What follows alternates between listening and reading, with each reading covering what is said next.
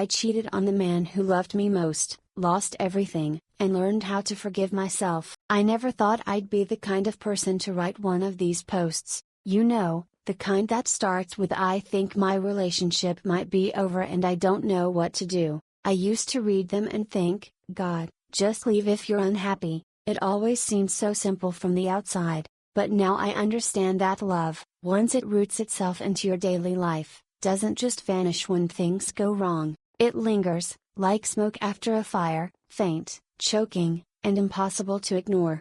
I've been with Mark for almost 9 years. We met in the most unremarkable way possible, at a mutual friend's birthday party. I spilled my drink on him, he laughed, I apologized, he made a joke about how it was the best icebreaker he'd ever had, and that was it. We clicked. It wasn't fireworks, not at first, it was comfort, the kind of ease that made me feel safe, which, at 22, was everything I thought I wanted.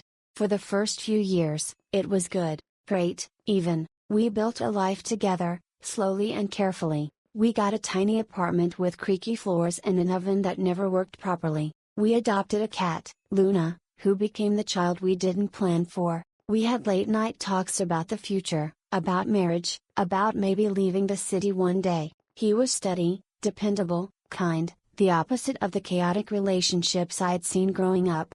But somewhere along the way, the rhythm changed. It wasn't sudden. That's the thing about distance, it sneaks up on you. You don't wake up one day and realize you're strangers. It happens little by little, in the quiet moments you don't even notice slipping away. The "how was your day?" conversations that turn into half-hearted grunts, the kisses that become habits instead of sparks, the way you start going to bed at different times, scrolling through your phones in separate rooms because being alone together somehow feels heavier than being apart. I can't pinpoint the exact moment I started feeling lonely in my own relationship, but I think it was sometime last year. Mark got a promotion that took over his life. He was constantly working late, constantly exhausted, constantly somewhere else, even when he was right next to me. I tried to be understanding, I really did. I cooked dinner, left notes on the fridge, told him I was proud of him, but every time I reached for him emotionally, it felt like he was already gone. Then came Daniel. I met him at work. I wasn't looking for anything, I want to make that clear. It started innocently enough, like these things always do. He was new, a graphic designer in his mid-30s, smart, funny in that quiet way that makes you feel like he's really listening. He laughed at my dumb jokes. He brought me coffee once when I looked tired. We started having lunch together sometimes. Just friends, I told myself. Except it didn't feel like just friends. I started dressing up more for work, not in a dramatic way, just small things, a little mascara, a nicer blouse, the kind of effort I used to make for Mark but hadn't in years. I told myself it was for me, but I knew better. Daniel noticed things Mark didn't anymore, a new haircut, a new necklace, the fact that I looked tired before I said a word, and I noticed him noticing. It wasn't physical, not then. It was emotional, subtle, like standing too close to the edge of something dangerous and pretending you weren't tempted to jump. One night, Mark came home late again. I waited for him with dinner, which had gone cold hours ago. When he finally walked through the door, I asked if we could talk. He said, "Can it wait? I've had a long day." And I said, "That's the problem, it always has to wait." We argued, not shouting, just sharp words, thrown like darts meant to sting but not kill. After he went to bed, I sat in the living room and cried quietly, feeling stupid and dramatic. Then I picked up my phone and opened a message from Daniel I hadn't replied to yet. "You seemed off today, everything okay?" I should have ignored it. I should have put the phone down, but I didn't. I typed, "Rough day, just tired, I guess." That was the beginning. From there, things blurred. The texts got longer, more personal. We started talking about everything, not just work, but life, fears, dreams, regrets. He told me about his divorce, how it had broken him, how he was still figuring himself out. I told him about feeling invisible, about missing the version of myself I used to be when love was simple. He listened in a way Mark hadn't in years. The first time he touched me, it wasn't even planned. We were walking out of the office, laughing about something stupid, and he reached out to steady me when I tripped over a curb. His hand lingered on my arm just a second too long. I looked up, and there it was, that electric awareness you can't explain but can't deny. I don't think I breathed for a full minute. Nothing happened then, not yet, but that moment replayed in my head for days. Every time I thought about it, my stomach flipped with guilt and longing all tangled together. I told myself it was harmless, that I could handle it, that it was just attention, and that everyone craves attention sometimes. But it wasn't harmless. Because the more I texted Daniel, the less I talked to Mark, the more I craved Daniel's validation, the more I resented Mark for not giving it. I started comparing them, their voices, their humor, their energy, and slowly, without realizing it, I began rewriting the story of my own relationship to justify what I was feeling. Then came the night everything changed. It was late, after a long week. Mark had gone on a business trip, and I'd stayed late at the office to finish a project with Daniel. When we wrapped up, he offered to drive me home. I said yes. The car ride was quiet, the kind of comfortable silence that feels like a secret. When we pulled up outside my building, I thanked him, and he smiled that small, crooked smile that had started to feel like home. I don't know who moved first, but suddenly he was kissing me, and I was kissing him back. It wasn't wild or cinematic, it was soft, hesitant, like both of us were afraid to admit how much we wanted it. And when we finally pulled away, we just stared at each other, breathless and terrified. I whispered, "We shouldn't have done that." He said, "I know." But neither of us really meant it. That night, I lay in bed next to Luna, shaking, crying, replaying the kiss over and over. I told myself it was a mistake, that I'd stop it, that I'd confess to Mark, that I'd fix things before they went too far. But I didn't. The next morning, Daniel brought me coffee. We didn't talk about the kiss, but our eyes did, and that unspoken thing between us grew heavier every day. I don't know how to explain the duality of living a double life like that, the guilt and the thrill coexisting, twisting around each other like smoke. I loved Mark, I still do, in a way that feels both true and impossible, but with Daniel, I felt seen again, wanted, alive. And I hated myself for it. I knew I was standing on the edge of something that could destroy everything, but I couldn't step back, not yet. The weeks after that kiss felt like living in a dream I didn't want to wake up from, and a nightmare I couldn't escape. Every day at work, I'd tell myself to pull away from Daniel, to keep things professional, to stop feeding whatever was growing between us. But then I'd see him, just one look, one stupid smile, and all my resolve melted like it never existed. We didn't talk about what we were doing. It was easier to pretend it wasn't real, easier to act like we were just coworkers who got along too well. But then there'd be moments, the way his hand brushed mine when he passed me a file, or the way he'd linger by my desk when everyone else had gone home, and I'd feel my heartbeat climb into my throat. I started living for those moments, for the way he looked at me when he thought no one was watching, for the tiny thrill of a text lighting up my phone during dinner with Mark. And then, of course, came the inevitable. One night, it was late again. The office was quiet, empty except for the two of us. We'd been working on a presentation, and it was well past midnight when I realized I didn't want to leave, not because I loved my job, but because I didn't want to leave him. He offered to walk me to my car. I said yes. The hallway lights flickered, everything tinted gold and soft, and when we reached the parking lot, he turned to me and said, "I can't keep pretending this isn't happening." I didn't answer, I didn't have to. He kissed me again, deeper this time, no hesitation. My hands went to his face before my brain could catch up. It was like every ounce of restraint I'd built cracked open all at once. After that night, there was no pretending.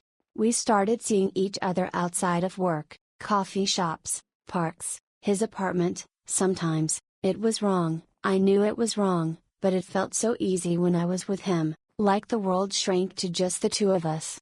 And then, like all things built on lies, it started to crumble. I started lying to Mark more often. At first, it was small things, I'm working late, I'm grabbing drinks with co-workers, but lies have a way of multiplying. Before long, I couldn't keep track of what I'd said or when. Mark noticed, of course he did, he's not stupid. He'd ask, "Why are you home so late?" or "Who keeps texting you this late at night?" And I'd deflect, always calm, always rehearsed. I became good at it, too good. The guilt was constant, buzzing under my skin like electricity. Some nights I'd lie awake watching him sleep and feel like the worst person alive. Other nights, I'd cry quietly in the bathroom, trying to scrub the shame off my skin.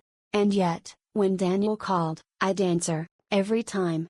One weekend, Mark suggested we take a trip together, just the two of us, to reconnect. I said yes, because what else could I say? I told myself maybe this was it, the reset button we needed. Maybe I could let go of Daniel, rebuild what I'd broken. We went to the coast. It should have been perfect. The weather was beautiful, the beach was quiet, the kind of peaceful escape couples dream about, but it felt like we were actors playing a part we'd both forgotten the lines to.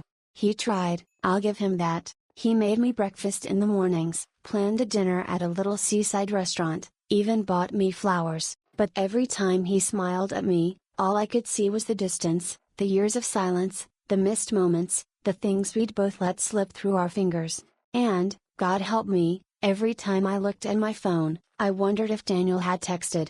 That weekend, Mark told me he wanted to propose before the end of the year. I froze. I should have felt happy, loved, but instead, my chest tightened like I couldn't breathe.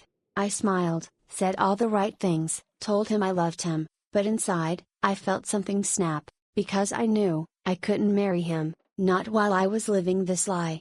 When we got back home, I told Daniel I needed to end it. We met in his car, parked in a quiet street. I couldn't look at him when I said it. He just sat there, silent, staring at the steering wheel. Then he said, I thought you loved me. And I didn't have an answer, because part of me did, but not in the way love should exist, not the kind that builds. Ours was the kind that burns. He nodded, said he understood, but his voice cracked when he told me to take care of myself. That should have been the end, but of course, it wasn't. A week later, I texted him, just hey, and he replied, I miss you. We fell back in, like nothing had changed. Looking back now, I think that's when I started to lose myself. I wasn't the woman Mark knew anymore, and I wasn't the woman Daniel thought I was, either. I was stuck in between, lying to both of them, lying to myself most of all. The breaking point came one ordinary Tuesday. I was at work, sitting at my desk, when my phone buzzed. It was a message from Mark, can we talk tonight? I don't know why, but my stomach dropped. There was something in the way he wrote it, too calm, too careful. When I got home, he was waiting in the living room. No dinner, no small talk, just him, sitting there with my phone in his hand. He'd gone through it. I should have been angry, defensive, but I wasn't. I just froze. He looked up at me with eyes I'll never forget, not furious, just broken. Quietly, he said, who is he? I didn't answer, I couldn't. He read the messages aloud, the ones I'd stupidly never deleted, the I miss yous, the late night confessions, the plans. Every word felt like a blade cutting into both of us. I tried to speak, to explain, but what could I say? That I was lonely, that I felt unseen, that it wasn't about love, it was about feeling alive again? None of it mattered. He didn't yell, he didn't throw anything, he just stood up and said, I think you should go. That was it. I packed a bag, numb, tears streaming silently, and left. I stayed with a friend that night. Daniel called, of course. I didn't answer. I couldn't even look at his name on the screen. It's been 3 months since that night, and I'm still trying to figure out how to exist in the wreckage I created. Mark won't talk to me. Daniel moved to another department, and I hardly see him. I'm in therapy now, trying to understand why I let it get that far. Some days I convince myself I did the right thing, that it was better to end things before we destroyed each other even more. Other days, I just miss what we used to be. But lately, I've started to feel something I haven't in a long time, peace. Not because everything's fixed, it's not, but because I've stopped running from the truth. I broke something beautiful, yes, but I also found the courage to face myself for the first time. And that has to mean something. I cheated on my long-term boyfriend after years of emotional distance. He found out, and it ended everything. Now I'm trying to rebuild myself from the ruins of what I destroyed. If anyone out there has been through something similar, how did you forgive yourself? Because that's the hardest part. It's been nearly a year since that night. The one where everything fell apart. The night I left the apartment we'd shared for 5 years and realized I didn't just lose Mark, I lost the version of myself I thought I was. In the beginning, I couldn't look at myself in the mirror. Every reflection felt like an accusation. I'd sit on the floor of my friend's spare room, scrolling through old pictures of Mark and me, the vacations, the stupid selfies, the way he'd look at me like I was the only person in the world. I'd try to remember what that felt like. I couldn't. I kept wanting to message him, just to say I'm sorry again, or that I still think about him every day, or that I finally understand what I threw away, but every time I typed something, I delete it before hitting send. He doesn't owe me closure, he already gave me more grace than I deserved. I changed jobs a few months after everything happened, not because of Daniel, he'd already transferred to another city by then, but because I couldn't bear walking through those hallways anymore. Every corner reminded me of something I wanted to forget, the flirtatious glances, the nights I stayed too late, the lies that started in that glass-walled conference room. Therapy helped more than I thought it would. My therapist didn't tell me what I wanted to hear. She didn't say, "You made a mistake, but it's okay." She looked me straight in the eyes one day and said, "You need to stop framing this as something that happened to you. You made choices, you hurt someone who trusted you. You can't heal from that unless you take full ownership." That hit hard, but it was the truth. So, I started writing letters I'd never sent, one to Mark, one to Daniel, one to myself. The one to Mark took me weeks. I poured everything into it, all the apologies, the explanations, the things I should have said before it was too late. I told him he didn't deserve what I did to him, that I'd always be grateful for the way he loved me, even if I didn't know how to return it properly. I told him I hoped he'd find someone who sees him the way he deserves to be seen. I never sent it, of course, but writing it felt like unclenching a fist I'd been holding for months. The letter to Daniel was different, shorter, colder, maybe. I thanked him for reminding me what it felt like to be noticed, to feel alive, but I also admitted that our connection was built on pain and escape, not love. I told him I hoped he'd find something real someday. I still don't know if I meant it entirely, but I needed to believe I did. The hardest letter, though, was the one to myself. I wrote about the girl I used to be, the one who laughed easily, who believed love could fix anything, who trusted herself. I wrote about the woman I became, full of fear, resentment, and guilt, and then I wrote about the woman I want to be, honest, grounded, brave enough to stay when things get hard, and wise enough to walk away before she hurts someone else.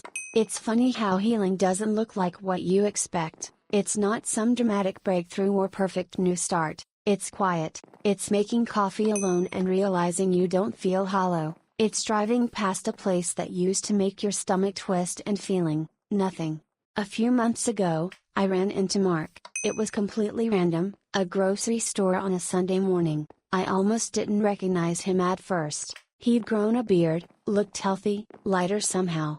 He saw me before I could turn away.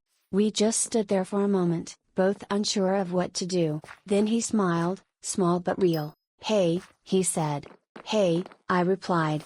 We talked for maybe 5 minutes, surface level stuff, work, family, weather, the kind of conversation you have with an old coworker, not someone who once knew every inch of your heart.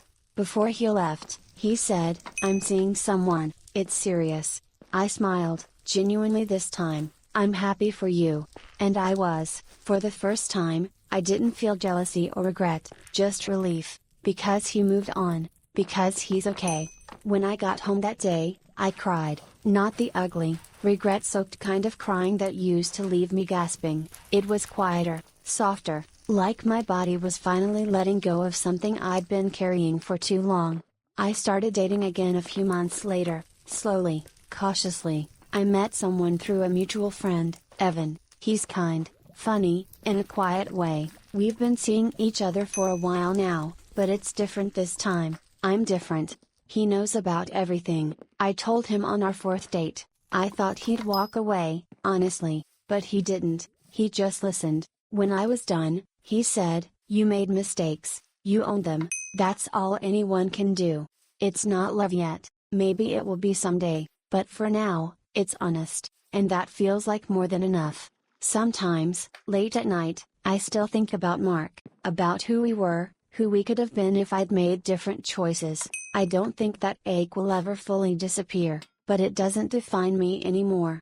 Now, I'm learning that love isn't about being perfect, it's about showing up, even when it's messy. It's about being brave enough to tell the truth, to others, and to yourself. If there's one thing I've learned from all of this, it's that infidelity doesn't just destroy relationships. It forces you to confront every ugly part of yourself you've been avoiding. And if you're lucky, if you're willing to sit with the guilt long enough, you can come out the other side as someone better. Not redeemed, maybe, but real.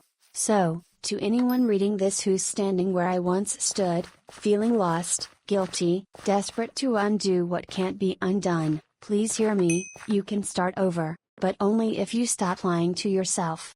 I'm not proud of what I did, I never will be, but I'm proud of who I'm becoming. And for now, that's enough. I betrayed someone I loved and spent a year learning how to live with that truth. I can't fix what I broke, but I can build something honest from the pieces that remain. If you're struggling with guilt or self-forgiveness, please talk to someone, a therapist, a friend, anyone who can help you carry the weight. Healing is possible, it just takes time.